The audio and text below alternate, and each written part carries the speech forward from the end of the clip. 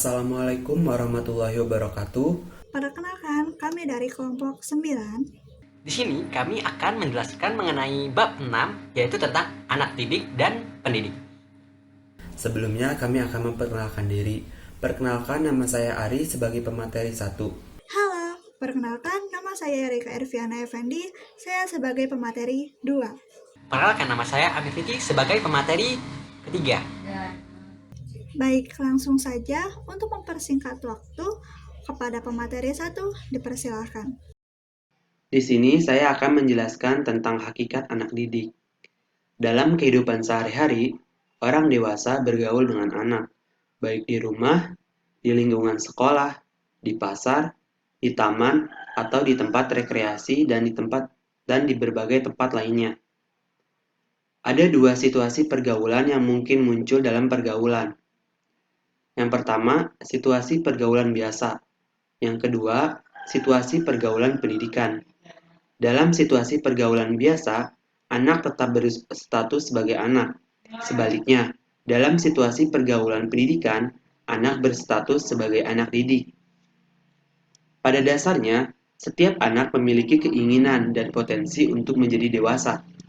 Di pihak lain, anak memiliki ketergantungan kepada orang dewasa. Ketergantungan anak kepada orang dewasa dibawa sejak ia dilahirkan. Betapa anak memerlukan bantuan dari orang tuanya sejak ia dilahirkan ke dunia. Ketergantungan anak kepada orang dewasa tentunya bukan hanya berkenaan dengan pemenuhan kebutuhan fisiologis seperti makan dan minum, tetapi berkenaan dengan pengembangan berbagai potensi yang dimilikinya. Berbagai potensi itu antara lain potensi keimanan kepada Tuhan Yang Maha Esa, potensi untuk berbuat baik, potensi cipta, rasa, karsa, dan sebagainya. Jika kita hubungkan dengan tujuan pendidikan yang telah kita kaji pada bab 5, maka dapat kita pahami bahwa anak memiliki ketergantungan kepada orang dewasa dalam rangka mencapai kedewasaannya. Apabila ketergantungan anak menimbulkan tanggung jawab atau tanggung jawab pendidikan pada orang dewasa, sehingga orang dewasa mendidiknya, maka anak itu berstatus sebagai anak didik. Sebaliknya, anak bergaul dengan orang dewasa, tetapi apabila tidak menimbulkan tanggung jawab pada orang dewasa untuk mendidiknya, maka anak akan tetap tinggal sebagai anak, karena orang dewasa tidak akan melakukan tindakan-tindakan pendidikan untuk membantunya atau membimbingnya ke arah kedewasaan. Berdasarkan uraian di atas, dapat didefinisikan bahwa anak didik adalah anak yang karena ketergantungannya menimbulkan tanggung jawab pendidikan pada orang dewasa, sehingga sengaja orang dewasa itu memberikan bantuan ke arah kedewasaan. Selanjutnya, ada karakteristik anak didik. Terdapat berbagai karakteristik anak didik yang perlu dipahami oleh para pendidik dan harus diperhatikan secara dipertimbangkan dalam rangka praktik pendidikan. Berbagai karakteristik anak didik itu antara lain sebagai berikut. Yang pertama, ada anak didik adalah objek. Anak didik adalah manusia, bukan benda ataupun hewan. Karena itu, anak didik harus dipandang sebagai subjek, yaitu pribadi yang memiliki kediri-sendirian dan kebebasan dalam mewujudkan dirinya sendiri untuk mencapai kedewasaannya. Setiap anak bebas menentukan dirinya sendiri. Setiap anak didik memiliki keinginan untuk menjadi orang dewasa seperti yang dia cita-citakan oleh dirinya sendiri. Selain itu, anak didik bersifat unik, artinya memiliki perbedaan daripada anak yang lainnya. Perbedaan ini berkenaan dengan aspek fisiknya, seperti postur tubuhnya, maupun aspek non-fisiknya, seperti kemampuan belajar, cita-cita, hobi, dan sebagainya. Dengan demikian, tidaklah benar jika anak didik dipandang dan diperlakukan sebagai objek. Artinya, tidak benar apabila anak didik dipandang sebagai suatu sasaran yang dapat diperlakukan semau gue atau semena-mena oleh pendidiknya, sebagaimana halnya benda. Yang kedua, anak didik sedang berkembang. Manusia berada dalam perkembangan menuju kedewasaannya. Hasil riset psikologi menunjukkan adanya tahap-tahap perkembangan manusia. Setiap tahap perkembangan memiliki tugas perkembangan dan menuntut perlakuan tertentu. Sehubung dengan itu, Setiap anak didik yang berada pada tahap perkembangan tertentu menuntut perlakuan pula dewasa. Apa yang harus dikembangkan pada anak didik di SD berbeda dengan apa yang harus dikembangkan pada anak didik di TK. Perlakuan pendidik terhadap anak TK juga mesti berbeda dengan perlakuan pendidik anak SD, dan seterusnya. Apalagi dengan perlakuan terhadap orang dewasa. Yang ketiga, anak didik hidup dalam dunia tertentu. Selain berada pada tahap perkembangan tertentu, setiap manusia hidup dalam dunianya sesuai tahap perkembangannya, jenis kelaminnya, dan lain-lain.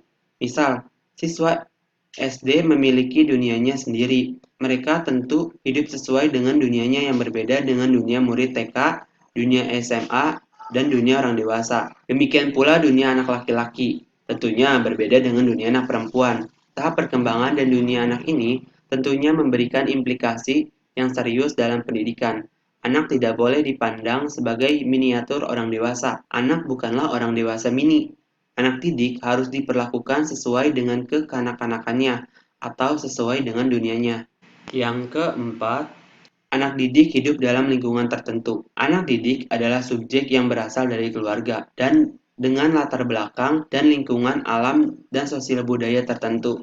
Oleh karena itu, anak didik harus memiliki karakteristik tertentu sebagai akibat pengaruh lingkungan di mana ia dibesarkan atau dididik. Karakteristik ini mungkin berkenaan dengan status sosialnya, budayanya, agamanya, dan lain-lain. Dalam praktik pendidikan, pendidik memperhatikan dan memperlakukan anak didik dalam konteks lingkungan, lingkungan alam, dan sosial budayanya. Yang kelima, anak didik memiliki ketergantungan kepada orang dewasa. Anak didik pada dasarnya memiliki ketergantungan kepada orang dewasa atau pendidik. Hal ini karena anak mempunyai kekurangan dan kelemahan tertentu. Ketergantungan anak kepada orang dewasa itu tampak dalam ketidakberdayaannya pada saat ia dilahirkan, dan tampak pula pada kelemahan atau kekurangan dibanding orang dewasa. Anak masih memerlukan perlindungan, masih perlu belajar berbagai pengetahuan, dan perlu latihan berbagai keterampilan. Anak belum tahu tentang mana yang benar dan mana yang salah, mana yang baik dan mana yang tidak baik. Tentu, antisipasi kebutuhan di masa depannya, di balik kebebasannya untuk mewujudkan dirinya sendiri dalam rangka mencapai kedewasaan, anak masih memerlukan bantuan orang dewasa. Yang keenam, anak didik memiliki potensi dan dinamika. Bantuan orang dewasa berupa pendidikan agar anak didik menjadi orang dewasa akan mungkin dicapai oleh anak didik.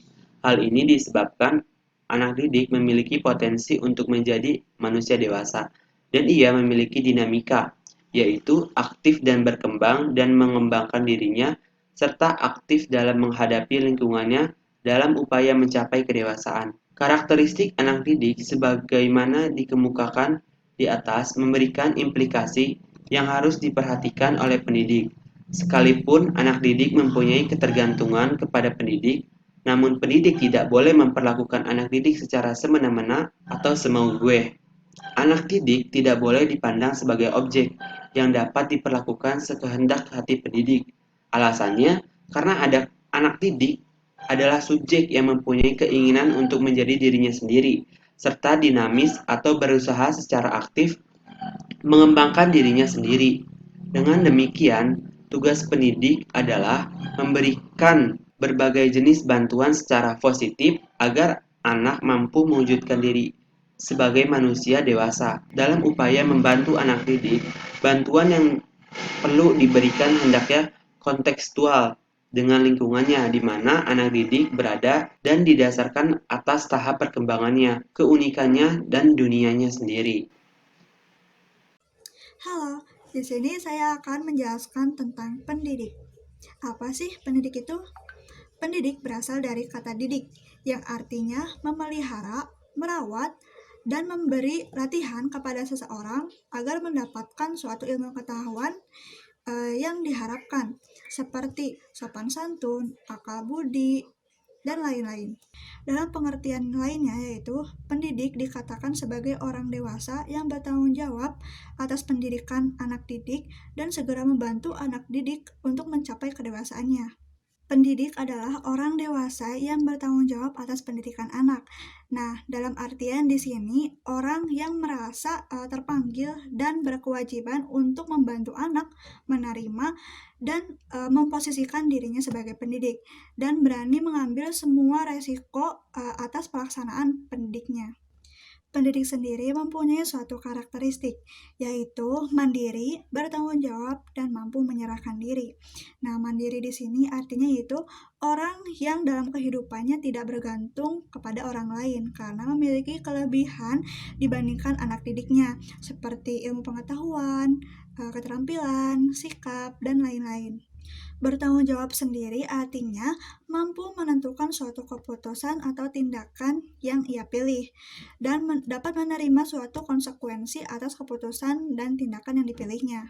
Mampu menyerahkan diri di sini yaitu dalam artian bahwa ia berani berkorban demi nilai-nilai dan norma-norma yang dianutnya untuk mencapai suatu cita-cita atau tujuannya, pekerjaannya, orang lain, dan Tuhannya.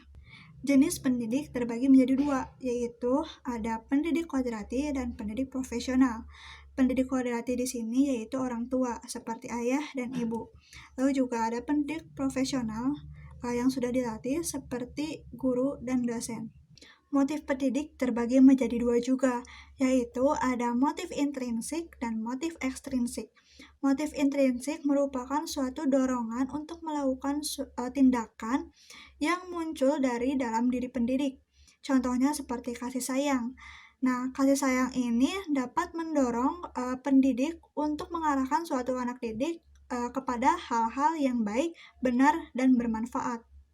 Jan Lichter mengatakan bahwa seluruh pendidikan ialah masalah kasih sayang, kesabaran dan kebijaksanaan, dan dua yang terakhir ini tumbuh bila yang pertama hadir dengan jelas. Sementara motif ekstrinsik yaitu suatu dorongan untuk melakukan sesuatu yang berasal dari luar diri pendidik. Contohnya suatu surat tugas dari pemerintah, surat tugas untuk melaksanakan suatu pendidikan. Baik, selanjutnya mengenai syarat pendidik untuk dapat bergaul dengan anak didiknya. Pendidik harus mengetahui dan mampu bergaul dan berkomunikasi dengan anak didiknya dengan baik.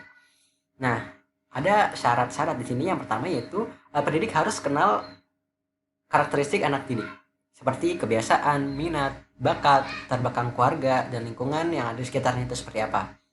Nah, dikarenakan dengan mengetahui hal-hal tersebut, maka pendidik mampu bergaul dengan anak didiknya dengan baik. Yang kedua, pendidik harus mampu mengidentifikasi dengan anak didiknya.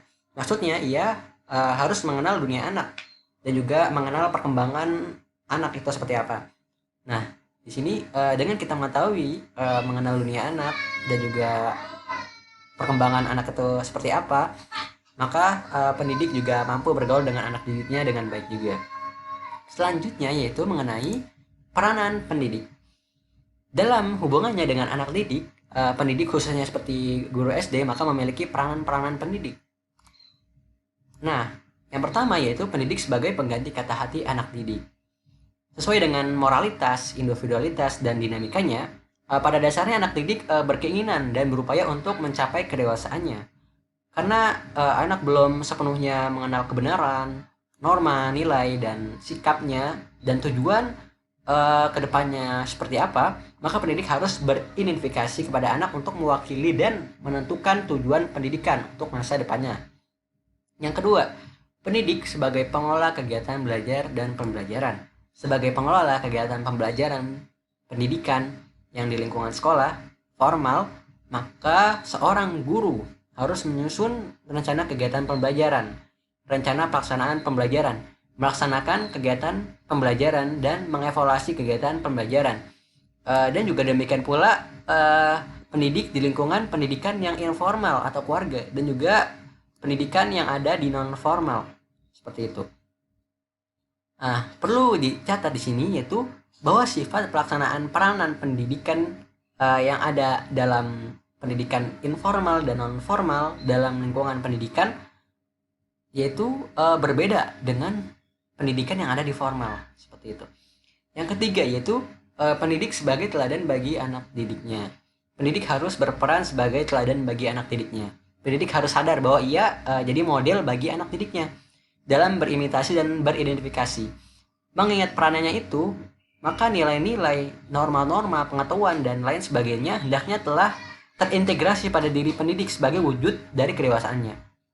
Hal di atas perlu disadari dan dilaksanakan oleh pendidik. Karena pada dasarnya anak didik memiliki kecenderungan untuk melakukan imitasi dan identifikasi kepada pendidiknya. Apalagi anak yang seusia murid TK dan juga SD. Ya masih relatif berpikir konkret, di mana belum dapat membedakan antara nilai dengan orang yang melaksanakan nilai-nilai tersebut. Bagi mereka, nilai dan norma masih dipandang melekat dalam diri pendidiknya. Pendidik merupakan perwujudan dari nilai itu sendiri. Sekaitan dengan ini, kita mengenal dengan semboyan ingal sosung tolodo, atau yang maksud di sini yaitu guru hendaknya menjadi teladan bagi para anak didik atau para siswanya. Selanjutnya mengenai pendidik sebagai motivator belajar. Insting, hawa nafsu lingkungan dan pada diri anak, dikarenakan ada hambatan juga dan kesulitan dalam belajar, dan juga malas dalam belajar dan juga ragu-ragu dalam melaksanakan sesuatu.